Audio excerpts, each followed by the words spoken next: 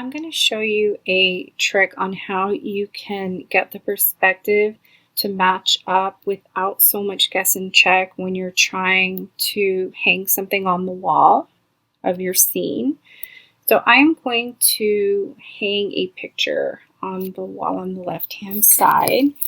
And what I'm going to do is I'm going to trace the perspective. I'm going to use a Ziploc bag right now to trace that perspective right where I want to hang my picture. I want to make sure I'm in the same spot. Now I'm using a big old expo marker, but if you have something finer that you can trace with, that would be better.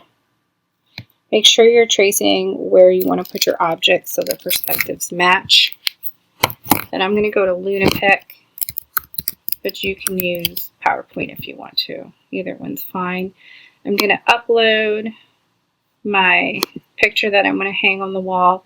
I just took a screenshot of my desktop. I'm going to use it twice in this video. And then adjust perspective. And then I am going to match up the corners with the perspective I traced. So I'm going to drag those. This just takes a little bit of time in Lunapic to do, and I might not be as precise as I would be if I were really doing this for a scene and not just for a video, but I want to make it go as quick as I can. So I'm going to do a rush job on it, but you can slow it down and make it a little more precise. Then I'm going to apply that perspective. You can download your image. I'm just going to copy it and paste it into my room. And then I'm going to make sure I put that in the same spot and hang it on the wall. So 1, 2, 3, 4. I think it was like 4 bricks down. Now if it's not perfect, and mine probably isn't because I was doing a rush job, then you can just angle it a little bit and hopefully it matches up. That's pretty close. I'm going to move it to the right a degree or so. And that looks pretty good. Shrink it to match the lines of the bricks. Alright, not too bad for a rush job.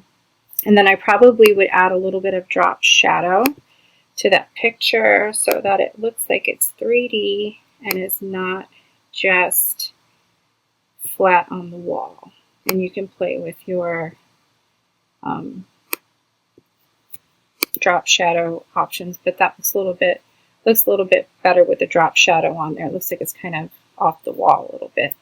All right, the other thing I did this with was a laptop, and then you just want to make sure your tracing's a little bit bigger because it's easier to shrink your object in Lunapic to match if it's not so tiny. So just blow it up for a second. And again, I'm using a giant expo marker, so you want to maybe be a little more precise and use a pen on paper. Alright, so I'm going to put that back to its original size, go into Lunapic, we're going to undo that effect, adjust perspective again. I'm just going to change the same image. And again, I'm going to do a rush job on this, which means that it's probably not going to line up perfect because I want to make this go fast.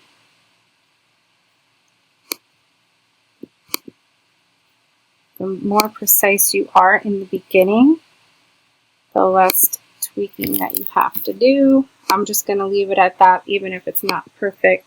Copy that image and paste it. And then we'll just shrink it.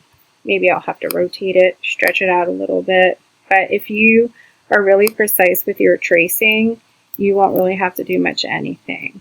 I don't think I've been that precise with my tracing, so I would probably, I'm going to rotate it a degree and stretch it a little bit. Oops. Alright, good enough for the video. Looks okay. Not too bad, even for a rush job. But anyway, I hope that helps. Saves you some time without having to do all the guess and check of going back and forth to get your angles for your perspective correct.